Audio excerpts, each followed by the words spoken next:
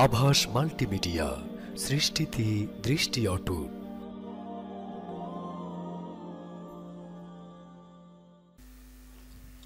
আসসালামু আলাইকুম ওয়া রাহমাতুল্লাহি ওয়া বারাকাতুহু। আলহামদুলিল্লাহি রাব্বিল আলামিন, ওয়াসসালাতু ওয়াসসালামু আলা রাসূলিহিল কারীম ওয়া আলা আলিহি ওয়া সাহবিহি আজমাইন ওয়া মান তাবি'আহুম বিইহসানিন ইলা ইয়াউমিদ্দিন, আম্মা বা'দ। ফাইন্না খায়রাল হাদিসি কিতাবুল্লাহ ওয়া খায়রাল হাদি হাদি মুহাম্মদ সাল্লাল্লাহু আলাইহি ওয়াসাল্লাম ওয়া শাররাল উমুরি মুহদাসাতুহা ওয়া কুল্লু মুহদাসাতিন বিদআহ وكل بدعة ضلالة وكل ضلالة في النار. قال الله تعالى في كلامه المجيد: أعوذ بالله من الشيطان الرجيم، بسم الله الرحمن الرحيم. نحن نقص عليك نبأهم بالحق إنهم فتية آمنوا بربهم وزدناهم هدى. الحمد لله। যাবতীয় প্রশংসা গুণগান সে মহান রব্বুল আলামিনের জন্য, যিনি আমাদেরকে ফিতনার এই পরিবেশে যাবতীয় ফিতনা ফাসাদ থেকে মুক্ত করে আল্লাহ সুবহানাহু ওয়া তাআলার কোরআন এবং নবীজি সাল্লাল্লাহু আলাইহি সাল্লামের হাদিস থেকে কিছু আলোচনা শোনার জন্য এমন একটি সুমহান অত্যন্ত সৌন্দর্যমণ্ডিত পরিবেশে আসার বসার অংশগ্রহণ করার সুযোগ করে দিয়েছেন। সেজন্য সকলেই অন্তরের অন্তঃস্থল থেকে কালিমাত শুকর আদায় করছি, আলহামদুলিল্লাহ। অসংখ্য অগণিত দরুদ ও সালাম বর্ষিত হোক সর্বশেষ নবী, সর্বশ্রেষ্ঠ নবী মুহাম্মদুর রাসূলুল্লাহ সাল্লাল্লাহু আলাইহি সাল্লামের উপর। অতঃপর আমি আপনাদেরকে দেখে এক ধরনের মনের মধ্যে যে আনন্দের একটা ফল্গু ধারা বইছে, এটা আমি আসলে ভাষায় প্রকাশ করতে পারবো না। কারণ বেশিরভাগ ভাইদেরকে দেখা যাচ্ছে সেম আমার বয়সী, বেশিরভাগ ভাইয়েরাই আলহামদুলিল্লাহ। মাঝে মাঝে দু একজন দাদা চাচা বয়সীও আছেন আলহামদুলিল্লাহ, কিন্তু সংখ্যাটা যুবকদের বেশি।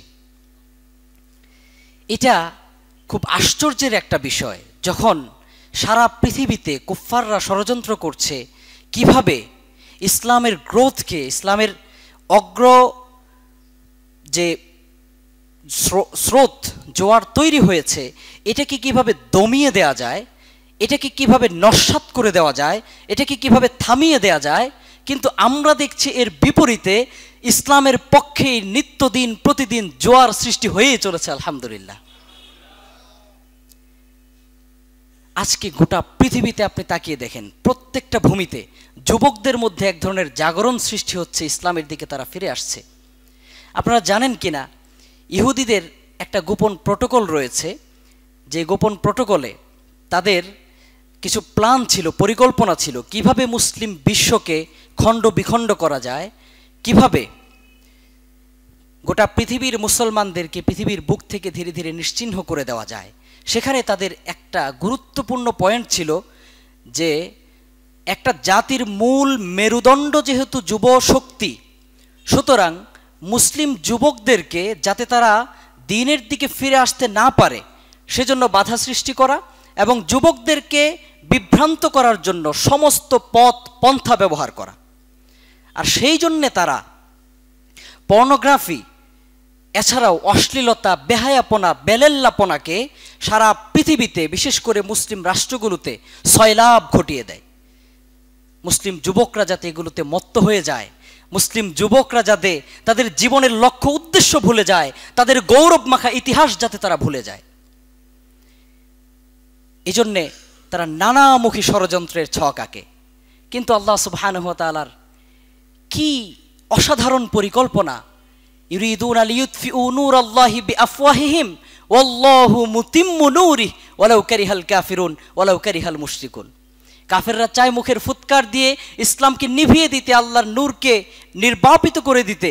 এর বিপরীতে আল্লাহ চান তার দ্বীনকে, তার নূরকে পূর্ণাঙ্গতা দিতে। আজকে আমরা সেটাই দেখতে পাচ্ছি। এই যে যুবকদের মধ্যে জাগরণ সৃষ্টি হয়েছে, এটা কি কোনো বৈষয়িক স্বার্থে? এটা কি কোনো দুনিয়াবি স্বার্থের জন্যে? না, স্রেফ আল্লাহ সুবহানাহু ওয়া তাআলার জন্য। এই চেহারার দিকে তাকিয়ে আপনার কি মনে হয়? এই যুবকটার এখন কথা ছিল নষ্টামিতে, নোংরামিতে লিপ্ত থাকা, সমাজের পরিবেশ সেটাই বলে, কিন্তু আল্লাহ সুবহানাহু ওয়া তাআলা তাদেরকে হেফাজত করে এখানে নিয়ে এসেছেন। এটা অনেক বড় বিষয়, অনেক বড় বিষয়। সব কিছুর মধ্যবর্তী জিনিসটুকু হয় সবচেয়ে গুরুত্বপূর্ণ। মানুষের জীবনের যে তিনটা স্তর রয়েছে, শিশুকাল, যৌবনকাল, বৃদ্ধকাল, তন্মধ্যে সবচেয়ে গুরুত্বপূর্ণ স্তর কোনটা? যৌবনকাল। এই যৌবনকালের ব্যাপারে এই জন্য কোরআনে হাদিসে এত এত বেশি দিক নির্দেশনা এসেছে, কারণ ইসলামের মূল সম্পদ তো এরা। বড়রা তো, বৃদ্ধরা তো দিক নির্দেশনা দিবেন, কিন্তু ইসলামের জন্য জান বাজি রেখে ময়দানে কাজ করবে কারা? যুবকরা। এবং ইসলামের ইতিহাস সেটাই প্রমাণ করে, সেটাই আমাদের সামনে উপস্থাপন করে। তো যাই হোক, আমরা কোরআনুল কারীম থেকে একটা আয়াত তেলাওয়াত করেছি সূরা কাহাফ থেকে। এর আলোকেই কিছু সংক্ষিপ্ত কথা উপস্থাপনের চেষ্টা করব ইনশাআল্লাহ। প্রথমে একটা আয়াত উপস্থাপন করা যায়। আল্লাহ সুবহানাহু ওয়া তাআলা বলছেন সূরা রুমের 54 নম্বর আয়াতের মধ্যে, আল্লাহুল্লাযী খালাকাকুম মিন দাফিন, আল্লাহ তোমাদেরকে সৃষ্টি করেছেন দুর্বল অবস্থায়।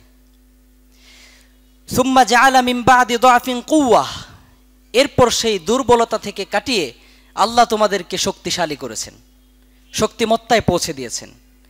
এরপর বলছেন সুম্মা জাআলা মিন বাদি কুওয়াতিন দাফা ওয়া শাইবা, এরপর এই শক্তিশালী অবস্থার পরে আবার তোমাদেরকে দুর্বলে পরিণত করে দিয়েছেন।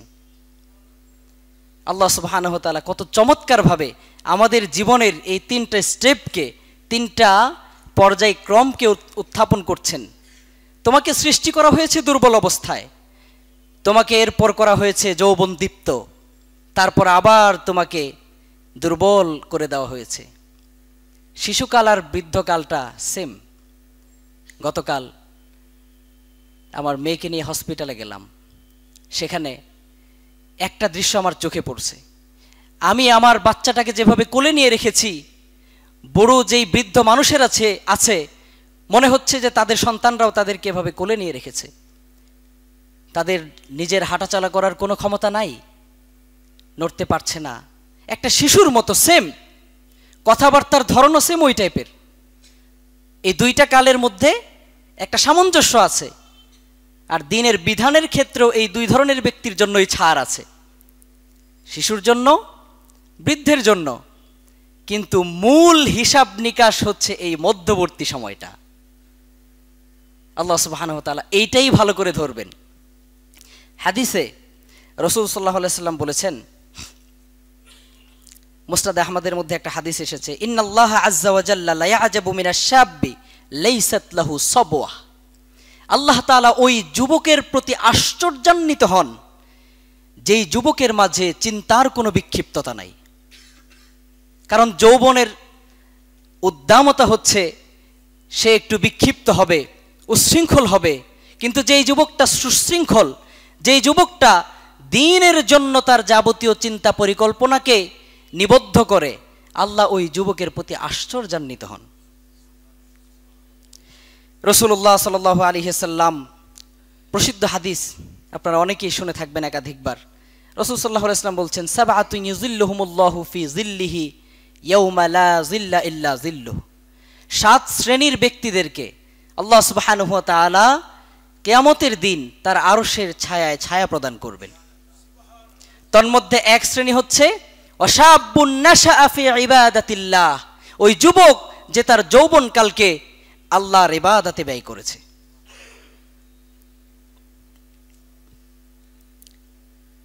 এরপর আবু বারজা আল আসলামী রাদিয়াল্লাহু তাআলা আনহু থেকে আরেকটা হাদিস এসেছে, রাসূল সাল্লাল্লাহু আলাইহি ওয়াসাল্লাম বলেছেন, লা তাজুলু কদামা আবদিন ইয়াওমাল কিয়ামাহ হাত্তা ইউসআলা আন উমরিহি ফিমা আফনাহু, কিয়ামতের দিন কিছু প্রশ্নের উত্তর দেওয়া ছাড়া কোনো বান্দা কিয়ামতের ময়দান থেকে, হাসরের ময়দান থেকে এক চুল এদিক সেদিক হতে পারবে না, কদম নড়াতে পারবে না। 1 নম্বর প্রশ্ন, তোমার গোটা জীবনটা তুমি কোন কাজে ব্যয় করেছো, কোন পন্থায় ব্যয় করেছো। 2 নম্বর প্রশ্ন, ওয়ান ইলমিহি ফিমা ফাআলা,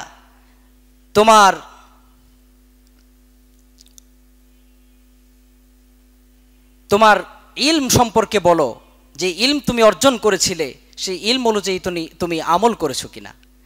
3 নম্বর প্রশ্ন, ওয়ান মালিহি মিন আইনা ইকতাসাবাহু ওয়া ফিমা আনফাকা।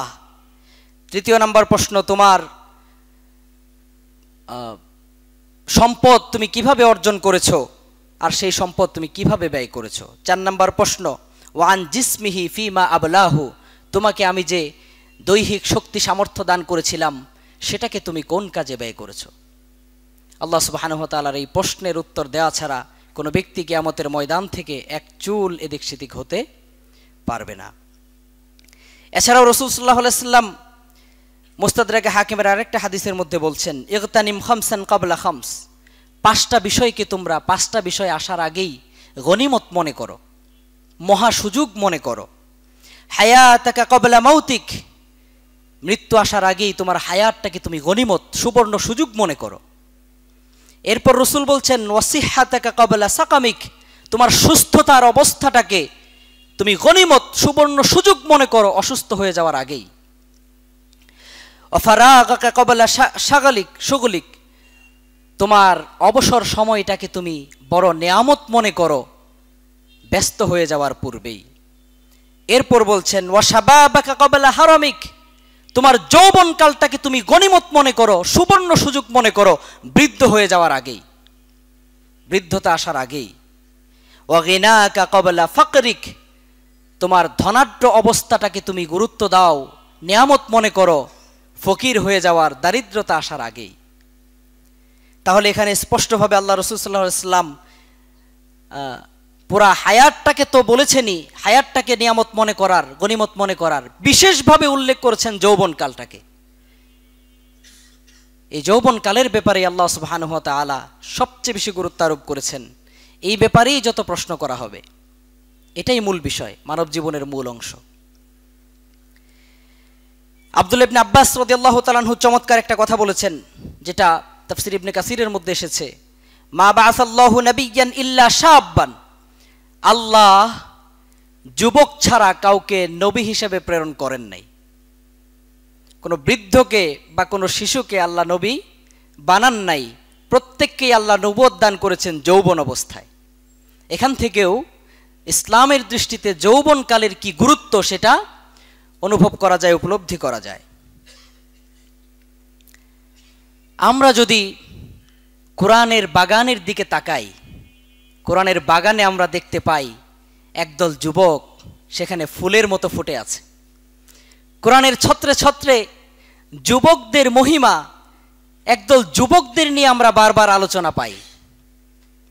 ইতিহাসের গতিবিধি বারবার আমরা দেখি যুবকদের হাতেই পাল্টে যেতে। সর্বপ্রথম আমরা দেখতে পাই যে আয়াতটা আমি তেলাওয়াত করেছি শুরুতে, আসহাবে কাহাফ, এরা ছিল কতিপয় যুবক। সম্রাট দাকিয়ানুসের শাসনামলে যখন চারিদিকে শিরকের সয়লাব, গোটা পরিবেশটাই শিরকে নিমজ্জিত, রাষ্ট্রীয়ভাবে শিরককে প্রতিষ্ঠা করা হচ্ছে, মানুষকে শিরকে লিপ্ত হতে বাধ্য করা হচ্ছে, এমন কঠিন একটা সময়ে 7 জন যুবক দাঁড়িয়ে গেল। 7 জন যুবক দাঁড়িয়ে গেল, তারা মাথা তুলে দাঁড়ালো শিরকের বিরুদ্ধে, সমস্ত জাহিলিয়াতের বিরুদ্ধে তারা বুক উঁচু করে দাঁড়ালো, ইমানের স্বীকৃতি, তাওহীদের ঘোষণা দিয়ে দিল তারা। কোরআন এই কাহিনীটাকে খুব চমৎকারভাবে উপস্থাপন করেছে। নাহনু নাকুসু আলাইকা নাবাআহুম বিল হক, আপনার কাছে আমি সেই আসহাবে কাহাফের ঘটনা সত্যাসত্যভাবে বর্ণনা করছি। ইন্নাহুম ফিতিয়াতুন আমানু বিরাব্বিহিম ওয়াজিদনাহুম হুদা, নিশ্চয়ই তারা ছিল কতিপয় যুবক, নিশ্চয়ই তারা ছিল, ইন্নাহুম ফিতিয়াতুন, তারা ছিল যুবক, আমানু বিরাব্বিহিম, এই যুবকদের বৈশিষ্ট্য কি ছিল? তারা তাদের রবের প্রতি ঈমান এনেছিল। ওয়াজিদনাহুম হুদা, আর ঈমান আনার ফলে আমি তাদের ঈমানকে আরো মজবুত করে দিয়েছিলাম। আর এই মজবুত করার ফলে কি হলো? ওয়ারাবাতনা আলা কুলুবিহিম ইয কামু ফাকালু রব্বুনা রব্বুস সামাওয়াতি ওয়াল আরদ লান নাদউ মিন দুনিহি ইলাহান লাকাদ কুলনা ইযান শাতাতা। আল্লাহ বলছেন যখন তারা উঠে দাঁড়ালো, তাওহীদের তেজোদ্দীপ্ত ঘোষণা যখন তারা দিয়ে দিল, ওয়ারাবাতনা আলা কুলুবিহিম, তাদের হৃদয়টাকে আমি সাহস দিয়ে ভরে দিলাম। সুবহানাল্লাহ। ইয কামু লিকাওমিহিম, তাদের জাতির বিরুদ্ধে যখন তারা দাঁড়িয়ে গেল, তারপর আল্লাহ বলছেন, তারা কি ঘোষণা দিল? হাউলাই কওমুন ইত্তাখাযু মিন দুনিহি আলিহা, আমাদের এই জাতি এরা তো সুস্পষ্টভাবে আল্লাহর বিপরীতে অন্য উপাস্য দেবদেবীকে গ্রহণ করেছে, শিরকে নিমজ্জিত হয়েছে। লাউলা ইয়াতুনা আলাইহিম বিসুলতানিম বাইয়িন, যে ব্যাপারে তাদের কাছে কোনো কি নাই, সুস্পষ্ট কোনো দলিল নাই। এভাবে তারা ঈমানের ঘোষণা দিয়ে দিল, তাদেরকে গ্রেফতার করা হলো। তাফসীর ইবনে কাসিরে বিস্তারিত বিবরণ এসেছে, আপনারা পড়বেন ইনশাআল্লাহ। এরপর আল্লাহ সুবহানাহু ওয়া তাআলা তাদের অন্তরের মধ্যে কথা জাগ্রত করে দিলেন, ঈমানের এই স্বীকৃতিকে হেফাজত করতে হলে আমাদেরকে এই ঈমানের পরিবেশ খুঁজে বের করতে হবে। এই শিরিক এবং জাহিলি সমাজকে পরিত্যাগ করতে হবে। তখন তারা সিদ্ধান্ত নিল এই সমাজ তারা পরিত্যাগ করবে। তারপর আপনারা ঘটনা জানেন, এক গুহায় গিয়ে আশ্রয় নিল, সেখানে তারা 300 বা 309 বছর ঘুমালো। আর এর মধ্যে আল্লাহ সুবহানাহু ওয়া তাআলা গোটা দেশ জাতির অবস্থা নিজ দায়িত্বে পরিবর্তন করে দিলেন। সুবহানাল্লাহ। এই যে ঈমানের একটা দাবি, তাওহীদের একটা দাবি যুবকদের পক্ষ থেকে উঠেছিল, এটার ধারাবাহিকতায় পুরো সমাজে পরিবর্তন এসেছে। আসহাবে উখদুদের ঘটনা দেখেন, একজন যুবক, সিবিয়ান, এটা শিশু যুবক উভয়কেই বোঝায়, দাঁড়িয়ে গেল গোটা সমাজের বিরুদ্ধে, গোটা রাষ্ট্র ব্যবস্থার বিরুদ্ধে দাঁড়িয়ে গেল একজন যুবক, একজন বালক। ঈমানের ঘোষণা দিল, পুরা রাষ্ট্রযন্ত্র তার বিরুদ্ধে খেপে গেল। কি এক আল্লাহর কথা বলে! নানান চক্রান্ত শুরু হয়ে গেল। সমুদ্রে নিয়ে গেল হত্যা করার জন্য, পারল না, আল্লাহর হুকুমে বেঁচে আসলো। পাহাড়ে নিয়ে গেল হত্যা করার জন্য, ফিরে আসলো। বুখারীর স্পষ্ট বর্ণনা, লম্বা হাদিস, সেদিকে যাচ্ছি না, আপনারা জানেন। এরপর অবশেষে কি হলো? এই বালক নিজে শিখিয়ে দিল, যদি আমাকে মারতে চাও, হত্যা করতে চাও, তাহলে বিশাল এক সমাবেশের আয়োজন করো, যেখানে গোটা দেশবাসী একত্রিত থাকবে।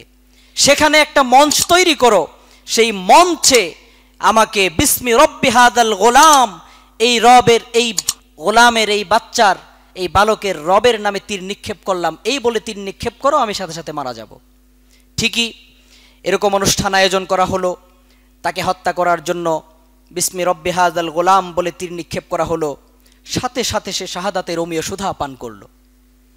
একজন যুবক, একজন বালক জীবন বিলিয়ে দিল, বিনিময়ে গোটা ভূখণ্ডের অধিবাসীরা এক কথায় আল্লাহর উপর ঈমান নিয়ে আসলো। আল্লাহু আকবার। যুগে যুগে এই যুবকদের ত্যাগের বিনিময়েই তো তাওহীদ প্রতিষ্ঠা পেয়েছে। আর আমাদের সমাজের যুবকদেরকে দ্বীনের যে মূল, তাওহীদের যে স্পিরিট, তাওহীদের যে চেতনাবোধ, মিল্লাত ইব্রাহিমের যে দাবি, আল-ওয়ালা ওয়াল বারার যে আকীদা, কুফর বিত তাগুতের যে আকীদা, এগুলো থেকে যুবকদেরকে খুব সযতনে দূরে রেখে তাদেরকে খাসি বানানো হচ্ছে। তাদেরকে এক প্রকার দ্বীনের মূল চেতনাবোধ থেকে তাদেরকে দূরে সরিয়ে দেওয়া হচ্ছে। কেন? যে যুবকটা হতে পারতো ইসলামের অমূল্য সম্পদ, আপনি তাকে আপনার ব্যক্তিগত খাহেশ মেটানোর জন্য আপনি তাকে এক প্রকার দাসত্বের শৃঙ্খলে আবদ্ধ করে রেখেছেন। অথচ তার উপর আল্লাহ অনেক দায়িত্ব দিয়ে রেখেছেন, তার উপর রসুল অনেক দায়িত্ব দিয়ে রেখেছেন। কে পালন করবে সেই আসহাবে উখদুদের সেই বালকের ভূমিকা? কে পালন করবে আসহাবে কাহফের সেই যুবকদের ভূমিকা? এই যুবকদেরকেই তো গড়ে তুলতে হবে। যাই হোক, তাহলে বলছিলাম যে যুগে যুগে এভাবেই জাহিলিয়াতের বিরুদ্ধে, শিরকের বিরুদ্ধে যুবকরাই সর্বাগ্রে দাঁড়িয়েছে। রাসূলুল্লাহ সাল্লাল্লাহু আলাইহি সাল্লাম যখন মক্কায় দাওয়াতি কাজ শুরু করলেন, সেই নির্মম দিনগুলোতে, নবুয়তের প্রথম দিককার দিনগুলোতে, দুঃখ কষ্টের সেই দিনগুলোতে কারা সাড়া দিয়েছিল রসুলের আহ্বানে? প্রথম দিকে কারা ঈমান এনেছিল? ইবনে কাসির রাহিমাহুল্লাহ তাফসিরে ইবনে কাসিরের মধ্যে আলোচনা করতে গিয়ে চমৎকার কথা বলেছেন। তিনি বলেছেন যে কানা আকসারুল মুস্তাজিবিনা লিল্লাহি তাআলা ওয়া লিরাসূলিহি সাল্লাল্লাহু আলাইহি ওয়াসাল্লাম শাবাবান, আল্লাহ এবং তার রাসূলের আহ্বানে সর্বপ্রথম সাড়াদানকারী অধিকাংশরাই ছিল যুবক। একটা হাদিস বলা হয়ে থাকে, এটা হাদিস হিসাবে প্রমাণিত না, আরবের একটা প্রবাদ বাক্য। এটা হচ্ছে নুসিরতু বিশ-শাবাব, নুসিরতু বিশ-শাবাব, ইসলাম সাহায্যপ্রাপ্ত হয়েছে, প্রতিষ্ঠিত হয়েছে যুবকদের ত্যাগের দ্বারা। এটা ইতিহাসের বাস্তবতা। ইতিহাসের পথ পরিবর্তনে, ইতিহাসের পথ পরিক্রমায় আমরা এই বাস্তবতা দেখতে পাচ্ছি। তো এরপর ইবনু কাসির বলছেন, ওয়া আম্মা শুয়ুখ মিন কুরাইশ ফাআম্মাতুহুম বাকাউ আলা দীনিহিম ওয়া লাম ইউসাল্লিমু মিনহুম ইল্লা কলিল। আর কুরাইশদের যুবক ছাড়া বাকিদের অবস্থা ছিল যে তারা ফাতহে মক্কার আগ পর্যন্ত, মক্কা বিজয়ের আগ পর্যন্ত উল্লেখযোগ্য কেউই ঈমান আনে নাই। এরপর ইবনু কাসির রাহিমাহুল্লাহ সাহাবাদের মধ্যে কে কত বছর বয়সে ঈমান এনেছিলেন তার একটা সারসংক্ষেপ পেশ করেছেন। তিনি বলছেন, আবু বকর আস-সিদ্দিক ঈমান এনেছিলেন 37 বছর বয়সে, ওমর ইবনুল খাত্তাব ঈমান এনেছিলেন 27 বছর বয়সে, ওসমান ইবনু আফফান এনেছিলেন 34 বছর বয়সে, আলী ইবনু আবি তালিব মাত্র 10 বছর বয়সে, তালহা ইবনু উবাইদুল্লাহ মাত্র 14 বছর বয়সে, জুবাইর ইবনুল আওয়াম 16 বছর বয়সে, সাদ ইবনু আবি ওয়াক্কাস 17 বছর বয়সে, সাঈদ ইবনু যায়েদ 15 বছর বয়সে, আবু উবাইদা ইবনুল জাররাহ 27 বছর বয়সে, আব্দুর রহমান ইবনু আউফ 30 বছর বয়সে পূর্বে ইসলাম গ্রহণ করেছিলেন রাদিয়াল্লাহু তাআলা আনহুম আজমাইন। সবাই যুবক প্রথম সারির ঈমানদারদের মধ্যে। তো প্রিয় ভাইয়েরা, কোরআনের ছত্রে ছত্রে আমরা দেখতে পাই এই যুবকদের মহিমায় আলোচিত হয়েছে। কোরআনে আরেকজন যুবকের আলোচনা হয়েছে, সাইয়্যিদুনা ইউসুফ আলাইহিস সালাতু ওয়াস সালাম। আজকে যে নোংরামি, বেহায়াপনা, অশ্লীলতা, বেলেল্লাপনায় যুবকরা ভেসে যাচ্ছে, তাদের জন্য আদর্শ হতে পারে সাইয়্যিদুনা ইউসুফ আলাইহিস সালামের ঘটনা। ইউসুফ জুলাইখার কাহিনী খুব রসিয়ে রসিয়ে আমাদের সমাজে বর্ণনা করা হয়, কিন্তু কোরআন থেকে ইউসুফ আলাইহিস সালামের মূল ঘটনাটুকু তুলে ধরা হয় না। ইউসুফ আলাইহিস সালামের নামে সিনেমা, মুভি বানানো হয়েছে, নাউজুবিল্লাহ। সেখানে ইউসুফ জুলেখার প্রেম কাহিনী প্রাধান্য পেয়েছে। আমাদের সমাজেও আগে থেকে এগুলো চলে আসছে, ইউসুফ জুলেখার প্রেম কাহিনী। যখন গ্রামে যাত্রা পালা হতো সেখানে ইউসুফ জুলেখার প্রেম কাহিনী নিয়ে আলোচনা হতো, নাউজুবিল্লাহ। অথচ ইউসুফ আলাইহিস সালাম, কোরআনে তার আলোচনা আল্লাহ এই জন্যই এনেছিলেন যুবকদেরকে উপমা পেশ করার জন্য, কিভাবে নিজের চরিত্রকে তিনি হেফাজত করেছিলেন। যেই 7 শ্রেণীর যুবক, যে 7 শ্রেণীর মানুষ আল্লাহর আরশের নিচে ছায়া পাবে, তন্মধ্যে আরেক শ্রেণী হচ্ছে ওয়ারাজুলুন দাআতহু ইমরাআতুন যাতু হাসাবিন ওয়া জামালিন ফাকালা ইন্নী আখাফুল্লাহ। ওই ব্যক্তি যাকে কোনো সম্ভ্রান্ত উচ্চবংশীয় মহিলা অসৎকর্মের জন্য, ফাহেসাতের জন্য আহ্বান করে, কিন্তু সে বলে ইন্নী আখাফুল্লাহ। কি বলে? ইন্নী আখাফুল্লাহ, আমি আল্লাহকে ভয় করি।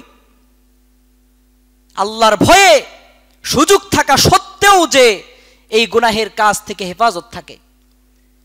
অথচ আজকের যুবকরা তো খুঁজে খুঁজে খুঁজে খুঁজে বের করে করে দিন রাত পর্নোগ্রাফিতে ডুবে থাকা, দিন রাত ডেটিং চ্যাটিংয়ে মগ্ন থাকা।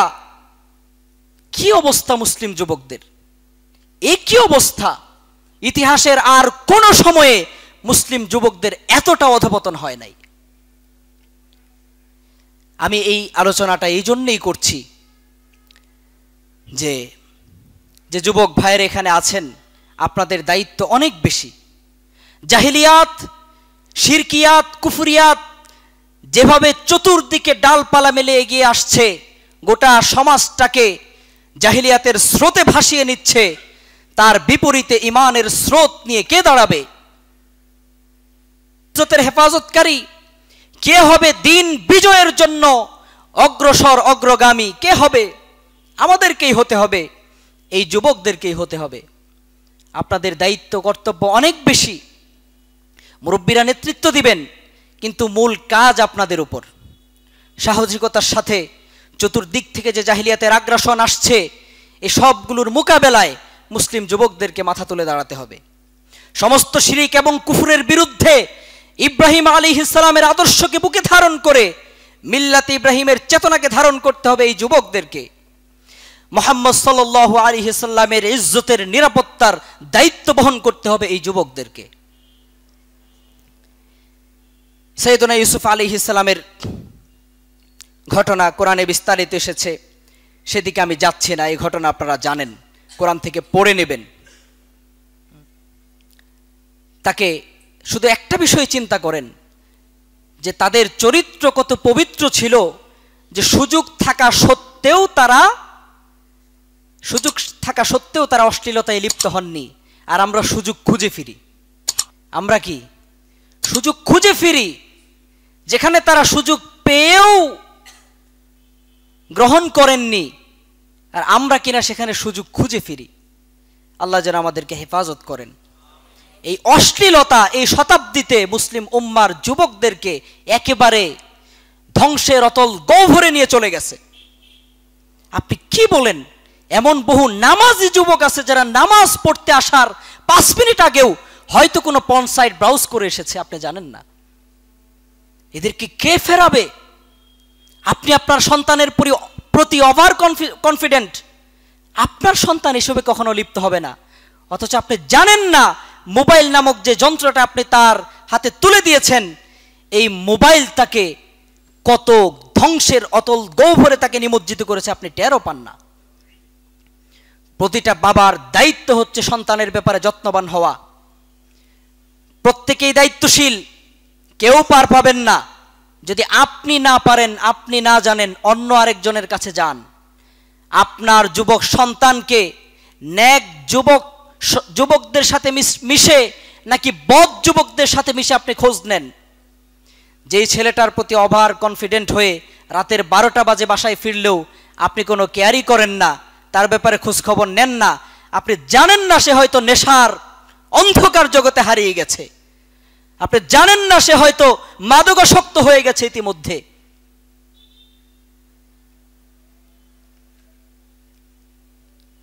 এরকম যারা অবাধ্য হয়ে গেছে তাদের ব্যাপারে, যারা এখনো অবাধ্য হয় নাই তাদেরকে ছোটবেলা থেকেই সন্তানকে দ্বীনমুখী করেন, মসজিদমুখী করেন, আল্লাহমুখী করেন, কোরআনমুখী করেন। আজকে সমস্ত কুফরি শক্তিগুলো চাচ্ছে আমাদের যে শক্তিশালী পারিবারিক ব্যবস্থা আছে এটাকে ভেঙে চুরমার করে দিতে। এখনো পর্যন্ত আমাদের রাষ্ট্রে ইসলাম নাই, পৃথিবীর 1 ইঞ্চি মাটিতে ইসলাম প্রতিষ্ঠিত নাই, কিন্তু আমাদের পরিবারগুলো এখনো পর্যন্ত ইসলামের চেতনাবোধ এখনো পর্যন্ত লালন করে, এখনো পর্যন্ত সন্তান পিতামাতাকে শ্রদ্ধা করে, এখনো পর্যন্ত মানুষের মননে একটা পাপ বোধ আছে, পাপের কাজকে এখনো পাপ মনে করে। কুফরি শক্তি চাচ্ছে এটাকেও ধূলিসাৎ করে দিতে, এটাকেও দূর করে দিতে। তারা চাচ্ছে জঙ্গিবাদের দোহাই তুলে মুসলিম যুবকদেরকে তাওহীদের পথ থেকে দূরে সরিয়ে রাখতে।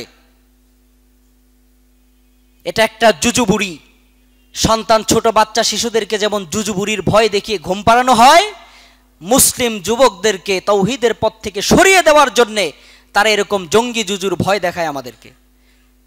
এরকম একটা হাইপোথিসিস তৈরি করে মুসলিম সমাজের মধ্যে যাতে যুবকরা ঘুরে দাঁড়াতে না পারে, ইমানের ভিত্তিতে তাওহীদের ভিত্তিতে যাতে তারা নিজেদেরকে গঠন করতে না পারে, এটা আপ্রাণ চেষ্টা চালাচ্ছে তারা। যদি এই সমাজের যুবকরা দ্বীনমুখী হয়, কোরআনমুখী হয়, তাওহীদওয়ালা হয়, মুওয়াহিদ হয়, তাহলে এরা কি আমাদের দেশ জাতির জন্য, উম্মার জন্য ভালো না মন্দ? এরাই উম্মার জন্য নেতৃত্ব দেবে ইনশাআল্লাহ, এরাই উম্মার বিজয়ের জন্য কাজ করবে ইনশাআল্লাহ। কিন্তু তাগুতি শক্তি এটা চাচ্ছে না, কুফরি শক্তি এটা চাচ্ছে না। তারা চাচ্ছে আমাদের এই মজবুত পারিবারিক ইউনিটিটাকে ভেঙে চুরমার করে দিতে।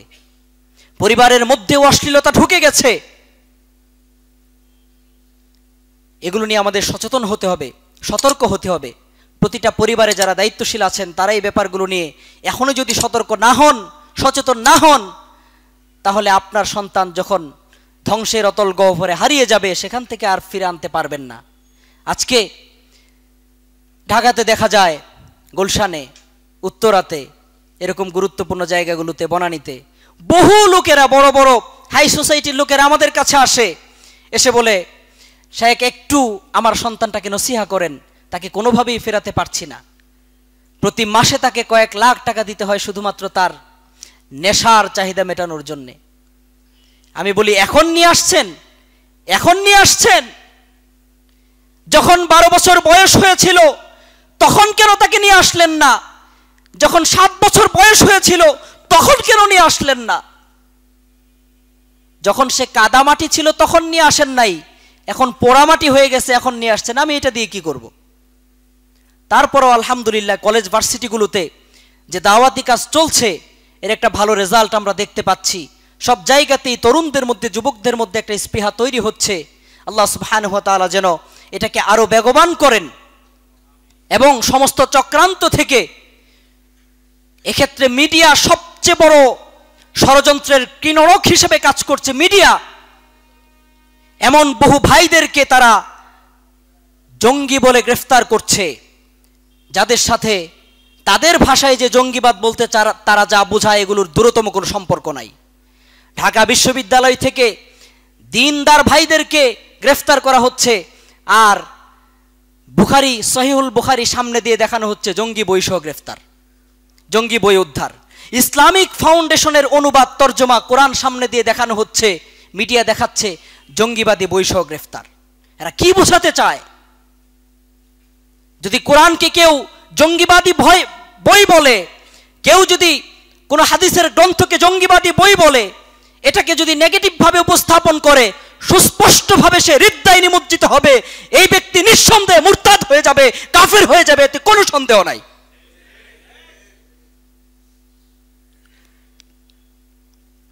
জঙ্গিবাদী বই বলতে যদি বোঝানো হয় এটা জিহাদের বই, এতে জিহাদের কথা আছে, তাহলে কোরআন বলেন, হাদিস বলেন, এমন কোন কোরআনের ছত্রে ছত্রে আপনি জিহাদের কথা পাবেন? হাদিসের প্রায় প্রত্যেকটা হাদিসের কিতাবে কিতাবুল জিহাদ, কিতাবুল মাগাজি আছে না?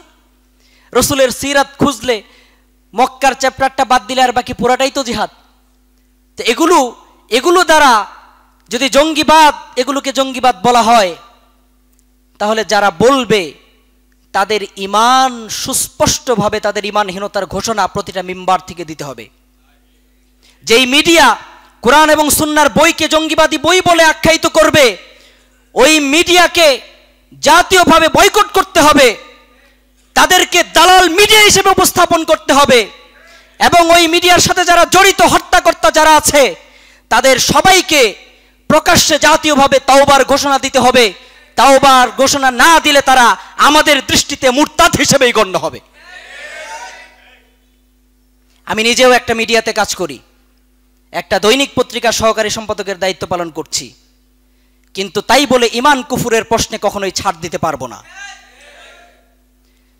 তো আমার প্রিয় ভাইয়েরা, সর্বশেষ আমি যেই কোরআন থেকে আরেকজন যুবকের ঘটনা উল্লেখ করতে চাই, তিনি হচ্ছেন আমাদের জাতির পিতা, মুসলিম জাতির পিতা সাইয়্যিদুনা ইব্রাহিম আলাইহিস সালাতু ওয়াস সালাম। ইব্রাহিম আলাইহিস সালামের ব্যাপারে মুসা আলাইহিস সালামের পরে সবচেয়ে বেশি আলোচনা এসেছে ইব্রাহিম আলাইহিস সালামের ব্যাপারে। আর ইব্রাহিম আলাইহিস সালামের ব্যাপারে আল্লাহ বলেছেন, ওমাই ইয়ারগাবু আম মিল্লাতি ইব্রাহিম ইল্লা মান সাফিহা নাফসা। বোকা গর্দব লোক ছাড়া ইব্রাহিমের আদর্শ থেকে কে মুখ ফেরাতে পারে? আল্লাহ বলছেন, কি ছিল ইব্রাহিম আলাইহিস সালামের আদর্শ? তিনি সমস্ত শিরিক এবং মুশরিকদের সাথে সম্পর্কহীনতার ঘোষণা দিয়েছিলেন।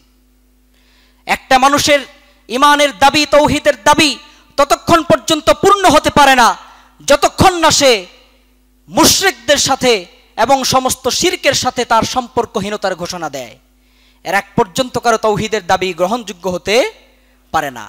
আল্লাহ বলেছেন সূরা মুমতাহিনার 4 নম্বর আয়াতের মধ্যে, কদ কানাত লাকুম উসওয়াতুন হাসানাতুন ফি ইব্রাহিম ওয়াল্লাযীনা মাআহ। ইব্রাহিম আলাইহিস সালাম এবং তার সঙ্গী যারা ছিলেন তাদের জন্য তোমাদের মধ্যে রয়েছে উত্তম আদর্শ। সেই আদর্শ কি?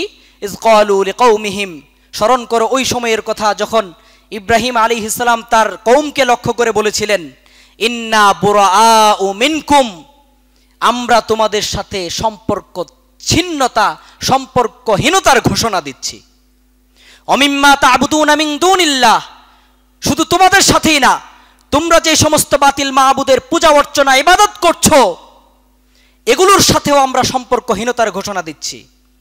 কাফারনা বিকুম, আমরা তোমাদেরকে কাফের সাব্যস্ত করছি, আমরা তোমাদেরকে তাকফির করছি।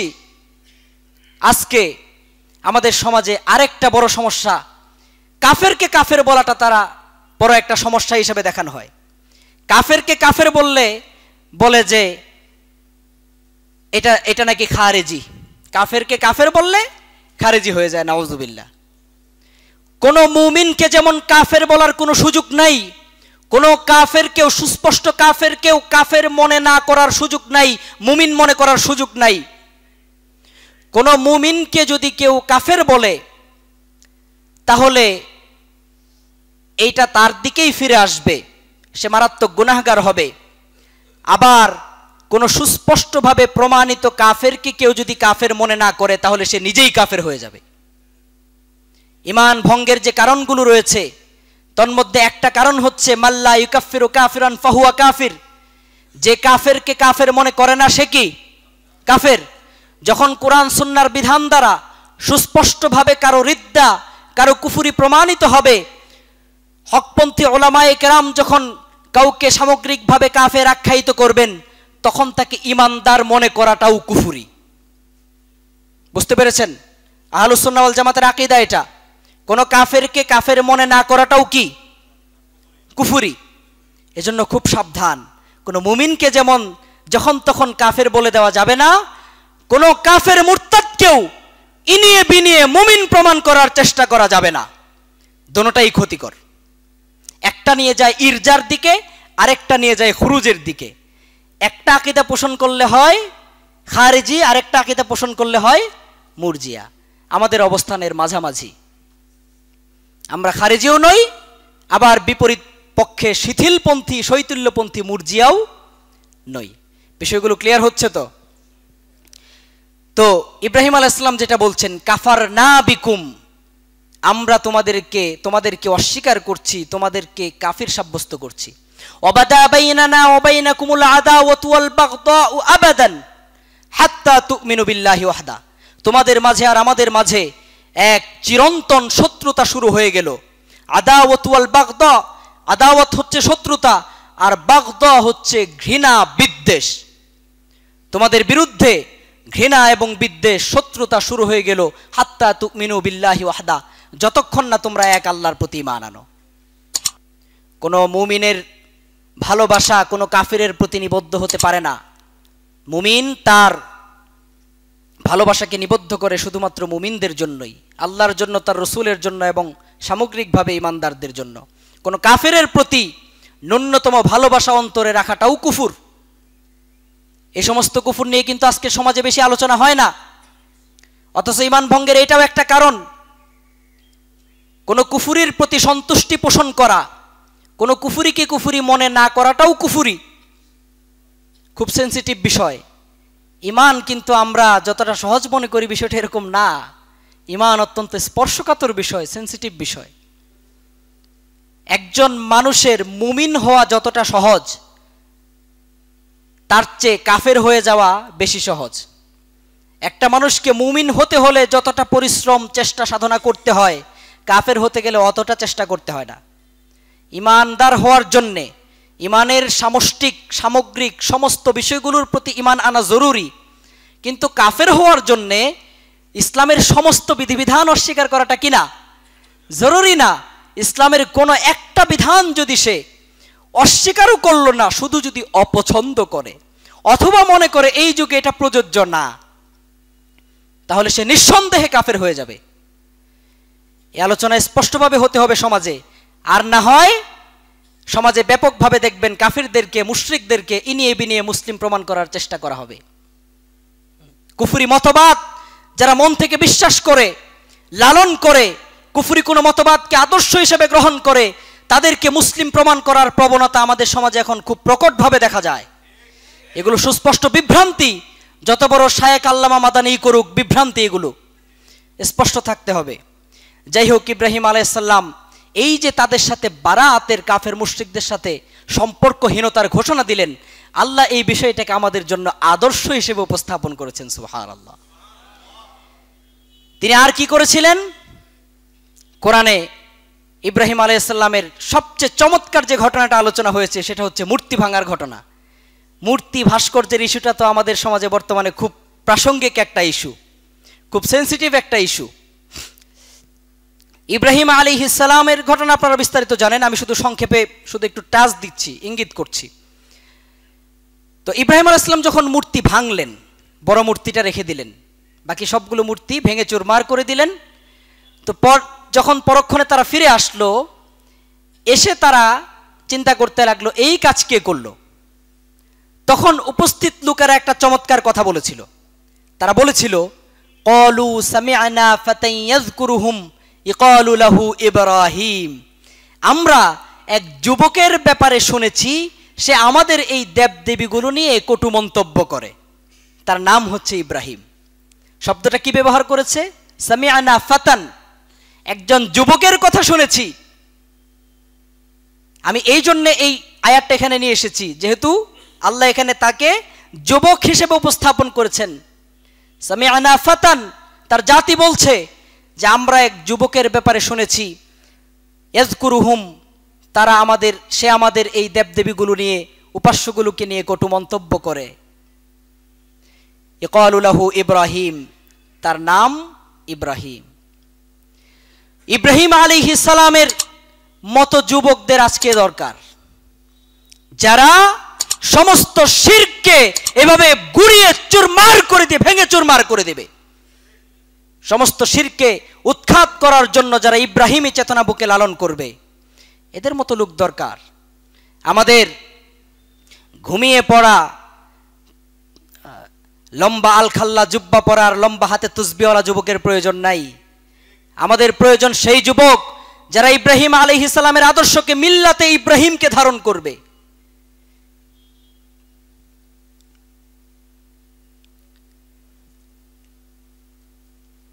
তো যাই হোক, আমাদের আজকে আমি এই যুবকদের দেখে খুব অনুপ্রাণিত, উৎসাহিত। এই জন্য আমি প্রাসঙ্গিক এই কথাগুলো আপনাদের সামনে উপস্থাপন করলাম। ভাস্কর্য মূর্তির ইস্যুটা যেহেতু সামনে আসছে, ইমানি দায়িত্ব হিসেবে সে প্রসঙ্গে কিছু কথা বলি। একেবারে কিছু কথা না বললে মনে হয় না বললেই নয়, আপনারা আবার কিছু মনে করবেন না তো। যাই হোক, আসলে এটা খুব সেন্সিটিভ একটা ইস্যু। এটা নিয়ে মুখ খুললেই মনে করা হয় যে এটা মনে হয় যে এই জঙ্গিবাদী কিছু। আমাদের কথা স্পষ্ট, ইসলামে ভাস্কর্য হোক আর মূর্তি হোক, পূজার জন্য বানানো হোক বা সম্মানের জন্য বানানো হোক, সবগুলোই হারাম। যদি পূজার জন্য বানানো হয় তাহলে শিরক, আর যদি এমনি স্মৃতির জন্য বানানো হয় তাহলে এটা হারাম। বুঝতে পেরেছেন কিনা? পৃথিবীর ইতিহাসে প্রথমে তারা যেটা বলতে চায়, যদি পূজার উদ্দেশ্যে বানানো না হয় তাহলে এটা হলো ভাস্কর্য, আর যদি পূজার উদ্দেশ্যে বানানো হয় তাহলে কি? মূর্তি। এটা হলো তাদের ব্যাখ্যা। তো এক ভাই খুব চমৎকার বলেছিলেন যে তাহলে আপনারা এক কাজ করেন, একটা মূর্তি বানান আর একটা ভাস্কর্য বানান, দুইটা পাশাপাশি রাখেন, আমরা দেখি ভাস্কর্য আর মূর্তির মধ্যে পার্থক্য কি। তাই না? চমৎকার বিষয়। আপনারা নিজেরাই স্পষ্ট করে দেন ভাস্কর্য আর মূর্তির মধ্যে পার্থক্য কি। ভাস্কর্য যে বানায় তাকে কি বলে? ভাস্কর। আর মূর্তি যে বানায় তাকে কি বলে? তাকেও ভাস্কর বলে। দুটোর মধ্যে তো কোনো পার্থক্য নাই। বরং আপনাদের এই ব্যাখ্যা যদি আমরা মেনে নেই, সেকুলারদের এই ব্যাখ্যা যদি আমরা মেনে নেই, তাহলে আমরা ইতিহাসে দেখতে পাই, পৃথিবীর ইতিহাসে মূর্তির চর্চা শুরু হয়েছিল নূহ আলাইহিস সালামের কওমের মধ্যে। তারা কিন্তু মূর্তি পূজার উদ্দেশ্যে মূর্তি বা ভাস্কর্য তৈরি করে নাই।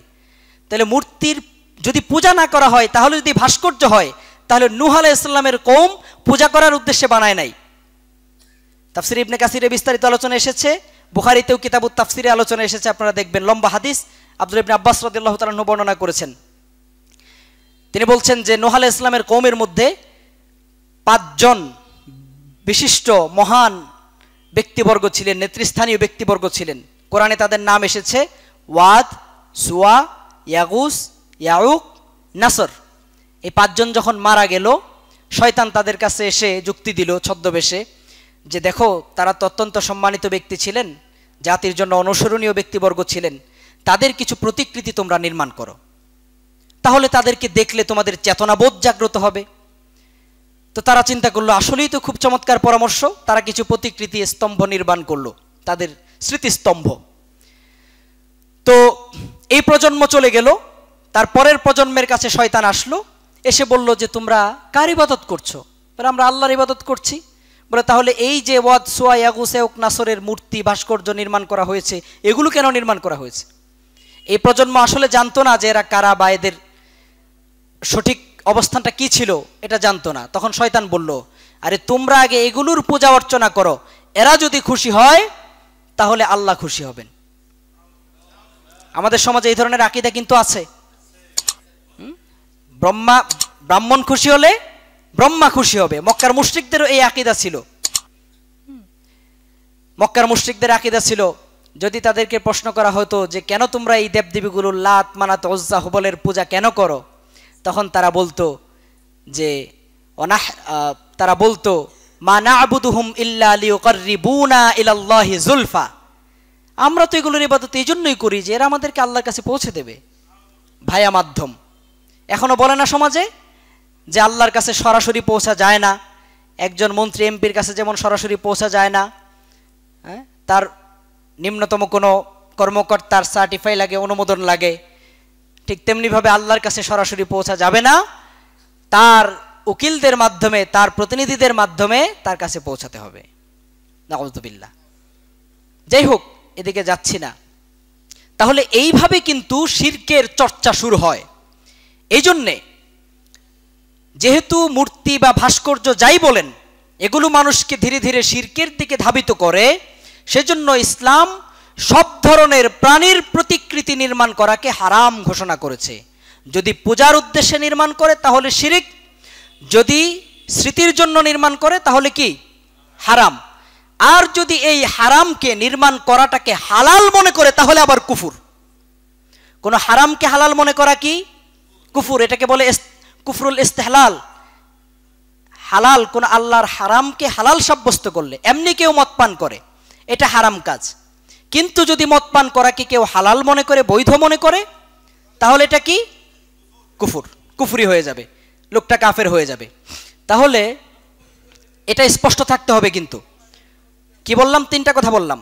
1 নাম্বার, যেহেতু মূর্তি বা ভাস্কর্য শিরকের দিকে ধাবিত করে, এই জন্যে এটা নির্মাণ করা ইসলামে সম্পূর্ণরূপে হারাম। যদি পূজার উদ্দেশ্যে নির্মাণ করা হয় তাহলে শিরিক, যদি স্মৃতির উদ্দেশ্যে নির্মাণ করা হয় তাহলে হারাম। আর যদি এই নির্মাণ করাটাকে, স্মৃতির উদ্দেশ্যে নির্মাণ করাটাকে হালাল মনে করা হয় তাহলে কিন্তু কুফরি। এই ব্যাপারে সমস্ত ওলামায়ে কেরামের ইজমা আছে, কোনো দ্বিমত নাই। প্রাচীন থেকে শুরু করে একেবারে সমকালীন, একেবারে আলহামদুলিল্লাহ এই মাসালাই দেখি হানাফি সালাফি কোনো বিভেদ নাই, সব ওলামায়ে কেরাম আর কোনো মাসালায় একমত না হতে পারলেও আলহামদুলিল্লাহ এই মাসালাই কি তারা সবাই একমত, আলহামদুলিল্লাহ। তো এরকম মুজমা আলাই মাসআলার উপরে কেউ যদি এশকাল করে এটাও কুফরি হবে। যে সমস্ত মোল্লারা এর বিপরীত অবস্থান গ্রহণ করেছে তারাও কুফরিতে লিপ্ত, নানান অপব্যাখ্যা। ইতিমধ্যে আপনারা দেখেছেন কাবাকে স্ট্যাচু বলা হচ্ছে, কাবাকে মূর্তি বলা হচ্ছে, নাউযুবিল্লাহ। এই ধরনের বহু কুফুরের দিকে তারা ধীরে ধীরে ধাবিত হচ্ছে। একটা কুফুর হাজারো কুফুরের দরজা খুলে দেয়। এজন্য খুব সাবধান। এ ধরনের ওলামায়ে সু দরবারপন্থী আলেমদের থেকে সযত্নে নিরাপদ দূরত্ব বজায় রাখবেন। এরা করোনা ভাইরাসের চেয়ে আরো জঘন্য। আল্লাহ সুবহানাহু ওয়া তাআলা আমরা যে আলোচনাগুলো করলাম এগুলোর ব্যাপারে যেন আমাদেরকে বোঝার এবং আমল করার তৌফিক দান করেন। আমি যেহেতু যুবক ভাইদের নিয়ে আলোচনা করেছি, এবার একটু তাদেরকে আরও কিছু দিক নির্দেশনা আমি দিতে চাই। সেটা হচ্ছে আমাদের যুবক ভাইদের মধ্যে যখন তারা দিন বুঝেন, দিন বোঝার পরে, তাওহীদ বোঝার পরে তাদের মধ্যে একটা প্রেরণা আসে যে এই গোটা সমাজ যে কুফুরের উপর, শিরকের উপর, জাহিলিয়াতের উপর, এখান থেকে তাদেরকে কিভাবে উদ্ধার করা যায়, কিভাবে এই সমাজে দাওয়াতি কাজ করা যায়, তাই না? এই ব্যাপারে আমি কিছু দিক নির্দেশনা আপনাদেরকে দিতে চাই। প্রথমত, আপনারা যাদের মধ্যে এই প্রেরণা আছে যে এই সমাজ পরিবর্তনে আপনারা কাজ করতে চান, আপনাদেরকে প্রথমে যেই কাজটা করতে হবে সেটা হচ্ছে ইলম অর্জন করতে হবে। ইলম অর্জন করতে হবে। ইলম অর্জনের ক্ষেত্রে আমি কিছু পরামর্শ দিই আপনাদেরকে। সেটা হচ্ছে প্রথমে শুরু করবেন কোত্থেকে? শুরু করবেন কোত্থেকে? আমাদের ভাইদের মধ্যে দেখা যায় যে প্রথমেই বড় কোনো তাফসিরের কিতাব পড়া শুরু করে, পরে কিছু দূর পড়ার পরে খেই হারিয়ে ফেলে, এরপরে আর দিনই পড়াশোনার প্রতি কোনো একটা আগ্রহই থাকে না। আবার দেখা যায় আমাদের সমকালীন কোনো ছোট বা ছোটি বই পড়া শুরু করে, এগুলোর দ্বারা দলীয় যে ব্যাখ্যা সেই ব্যাখ্যার দিকে ধাবিত হয়ে যায়, দিনের মূল যে সোর্স সেখান থেকে তারা বঞ্চিত হয়। তো এই জন্যে আমার প্রথম আবেদন হচ্ছে আপনারা দিনের মূল যে ভিত্তি কোরআন, কোরআন দিয়ে শুরু করবেন। কেন এই কথা বললাম? কারণ একজন মুসলিমের উপর সর্বাগ্রে প্রথম তার উপর দায়িত্ব হচ্ছে কোরআন অধ্যয়ন করা। উতলু মা উহিয়া ইলাইকা মিনাল কিতাব, হে নবী আপনি তেলাওয়াত করুন আপনার রবের পক্ষ থেকে আপনার প্রতি যা নাজিল হয়েছে। তাহলে প্রথমে আমাদেরকে কোরআনে মনোনিবেশ করতে হবে। যখন আপনি কোরআনে মনোনিবেশ করবেন তখন আপনি বিস্ময়ে আবির্ভূত হয়ে দেখবেন যে আরে কি 1450 বছর আগের জাহিলি সমাজ আর আজকের জাহিলি সমাজের মধ্যে কোনো তফাৎ নাই। সে যুগে লাত মানাত উজ্জা হুবলের পূজা অর্চনা হতো, আর আজকের যুগে গণতন্ত্র, সেকুলারিজম, ডেমোক্রেসি, সোশ্যালিজমের মতো মানব রচিত বিধানের পূজা অর্চনা করা হয়। একই জাহিলিয়াত, রূপ বদলেছে, পূজারি বদলেছে, সব কিছু আগের মতোই রয়ে গেছে। আপনি দেখবেন বিস্ময়ে আবির্ভূত হয়ে কোনো পার্থক্য নাই। সেই যুগের মুশরিকরা যেই যেই দোহাইগুলো দিত, আজকের যুগের মুশরিকরাও সেই একই দোহাইগুলো দিচ্ছে। সেই জাহিলিয়াতের গতি প্রকৃতি যা ছিল, আজকের যুগের জাহিলিয়াতের, আধুনিক জাহিলিয়াতের গতি প্রকৃতিও একই আছে। তখন আপনার সামনে দেখা দেবে যে তাহলে এই জাহিলিয়াতের বিরুদ্ধে কিভাবে আমি কাজ করব। তখন আপনাকে আসতে হবে সিরাতের কাছে। তখন আসতে হবে কোথায়? সিরাতের কাছে। রাসূল সাল্লাল্লাহু আলাইহি সাল্লামের পবিত্রতম জীবনের দিকে তখন দৃষ্টিপাত করতে হবে। সেখানে আপনি আপনার মেথড পেয়ে যাবেন। কোরআন থেকে মূল থিমটা পাবেন, আর এর বিস্তারিত মেথড পাবেন কোথায়? সিরাতে। কারণ কোরআনের বাস্তব নমুনাটাই ছিল রাসূলের সিরা। আম্মা জান আয়েশা রাদিয়াল্লাহু তাআলা আনহাকে যখন প্রশ্ন করা হয়েছিল রাসূলুল্লাহ সাল্লাল্লাহু আলাইহি সাল্লামের চরিত্র কেমন ছিল, তার জীবন আদর্শ কেমন ছিল, তিনি বলছেন কানা খুলুকুহু আল কোরআন। তিনি তো ছিলেন কোরআনের জীবন্ত প্রতিচ্ছবি। তিনি ছিলেন কোরআনের জীবন্ত প্রতিচ্ছবি। তাহলে সিরাতে আমরা পাবো কোরআনের বাস্তব প্রতিচ্ছবি, প্রায়োগিক অনুশীলন। আপনারা প্রথমে শুরু করতে পারেন আর রাহিকুল মাখতুম দিয়ে, বিশ্ববিখ্যাত সিরাত গ্রন্থ আর রাহিকুল মাখতুম, এটা পড়তে পারেন প্রাথমিক হিসাবে। এরপরে আর রাহিকুল মাখতুম পড়া শেষ হলে আপনারা রেইনড্রপস থেকে প্রকাশিত 2 খণ্ডের একটা সিরা আছে, যেটা আলহামদুলিল্লাহ ইতিমধ্যে বাংলাদেশে বেশ সাড়া ফেলেছে এবং আধুনিক শিক্ষিত মুসলিম যুবকদের মধ্যে। যদি কালের আয়নায় সিরাতকে বুঝতে চান তাহলে এই সিরাতটা পড়তে পারেন। 2 খণ্ডের রেইনড্রপস প্রকাশিত সিরা 2 খণ্ড, এটা পড়তে পারেন।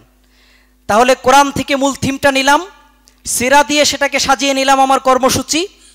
এরপর আমাদের জন্য প্রয়োজন হচ্ছে দাওয়াতের বাস্তব ময়দানে কাজ করার জন্য আমাদের আরেকটা সম্বল লাগবে। সেটা হচ্ছে আমাদের বর্তমান পৃথিবীর বাস্তবতাকে বোঝা। বর্তমান পৃথিবীর বাস্তবতাকে বোঝার ক্ষেত্রে আমাদেরকে বুঝতে হবে ইসলামের 1450 বছরের ইতিহাস। একেবারে সেই খেলাফতের রাশেদা থেকে নিয়ে উসমানী খেলাফত 1924 সাল পর্যন্ত যে উসমানী খেলাফত টিকে ছিল, এই খেলাফতের ইতিহাস জানতে হবে।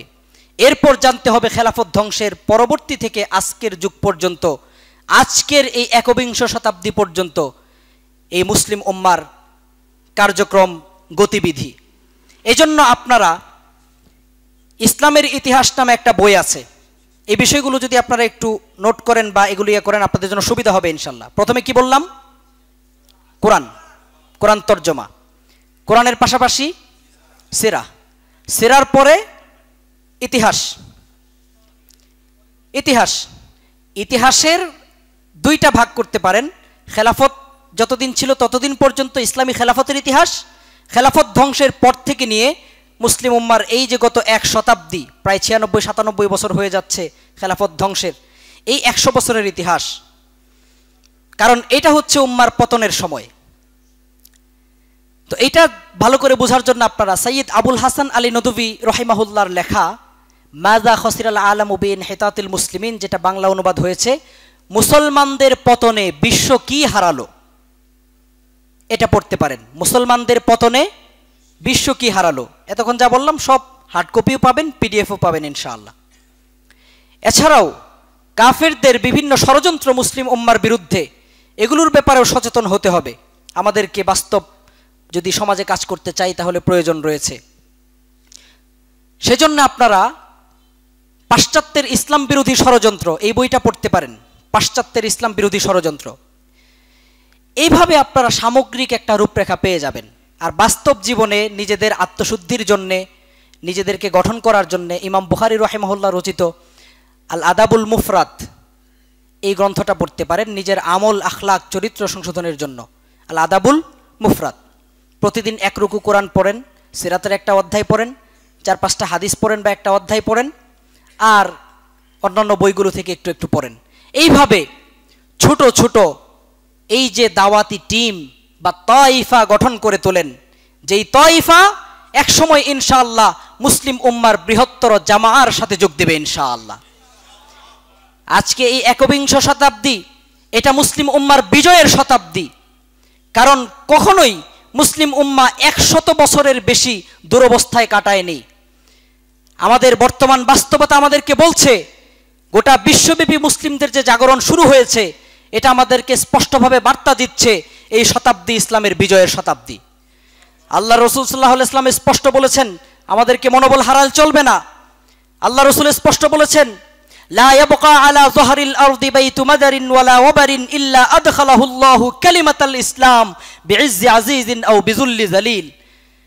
মাটির করে ঘর থেকে নিয়ে শুরু করে সুউচ্চ প্রাসাদ পর্যন্ত পৃথিবীর প্রতিটি কোনায় কোনায়, প্রতি ইঞ্চি ভূখণ্ডে ইসলাম বিজয়ী হবে। বিইজ্জি আজিজিন আও বিযুল্লি জালিল, যে স্বেচ্ছায় ইসলামকে গ্রহণ করে নেবে তাকে ইসলাম স্বচ্ছন্দে গ্রহণ করে নেবে। যে ইসলামের সাথে ব্যারিকেড সৃষ্টি করবে এই বিজয়ের পথে, তাদেরকে বেইজ্জতি করে হলেও ইসলাম বিজয়ী হবেই। ইতিহাসের সামগ্রিক বাস্তবতা পট পরিবর্তন আমাদেরকে স্পষ্ট বার্তা দিচ্ছে। পৃথিবীর বিভিন্ন প্রান্ত থেকে বিজয়ের সুসংবাদ আমাদের কানে আসছে। এখন মুসলিম উম্মার ঘুমানোর সময় নয়। তাওহীদের ভিত্তিতে, সহিহ আকীদা এবং মানহাজের ভিত্তিতে সবাইকে তাইফা গঠন করে টিম ওয়ার্ক করতে হবে আমাদের এই ভূখণ্ডকে, যাতে এই বৃহত্তর বিজয়ের অংশে আমরাও অংশীদার হতে পারি। সেজন্য আমাদের এই প্রিয় মাতৃভূমিকেও, এই ভূখণ্ডেও দ্বীনের, তাওহীদের, ঈমানের, মিল্লাতে ইব্রাহিমের জাগরণ তৈরি করতে হবে। আল্লাহ সুবহানাহু ওয়া তাআলা আমাদের যুবক ভাইদেরকে এর জন্যে, দিন বিজয়ের জন্য কাজ করার তৌফিক দিন, আমিন। সমস্ত একদিকে যেমন বাড়াবাড়ি, অন্যদিকে চলছে ছাড়াছাড়ি। বাড়াবাড়ি ছাড়াছাড়ি, ইরজা এবং খুরুজ, দোনো প্রান্তিকতা থেকে মুক্ত অবস্থায় বিশুদ্ধ তাওহীদের ভিত্তিতে, বিশুদ্ধ মানহাজের ভিত্তিতে আমাদেরকে সঠিক পন্থায় কার্যক্রম পরিচালনা করার তৌফিক দান করুন, আমিন। যে যুবক ভাইয়েরা এত কষ্ট করে আয়োজন করেছেন, আল্লাহ সুবহানাহু ওয়া তাআলা সবাইকে উত্তম জাযা দান করুন, আমিন।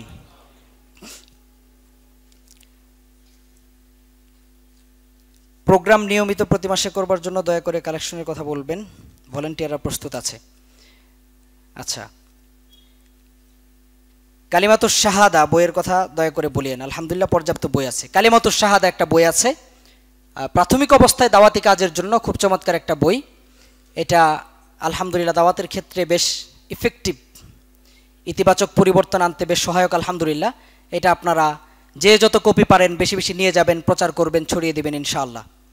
সংক্ষিপ্ত বিষয়ে আকীদার সমস্ত মৌলিক বিষয়গুলো এক মলাটে চলে আসছে আলহামদুলিল্লাহ। কালিমাতুশ শাহাদা রুবেল ভাইয়ের কাছে আছে, আরও যাদের কাছে আছে তাদের কাছ থেকে নিয়ে যেতে পারেন। আচ্ছা, আর ভলান্টিয়ার যারা আছেন তারা একটু করেন, ইনশাল্লাহ উঠে যান। সবাই প্রোগ্রামটা যাতে প্রতি মাসে কন্টিনিউ করা যায় সেজন্য সার্বিকভাবে প্রত্যেকের যার যার সামর্থ্য অনুযায়ী সবাই সহযোগিতা করেন ইনশাআল্লাহ। সবাই অংশগ্রহণের চেষ্টা করেন ইনশাআল্লাহ। ভলান্টিয়াররা একটু ভিতরের দিকে চলে যান, আসেন এদিকে, এদিকে আসেন, এদিকে আসেন, এদিকে আসেন।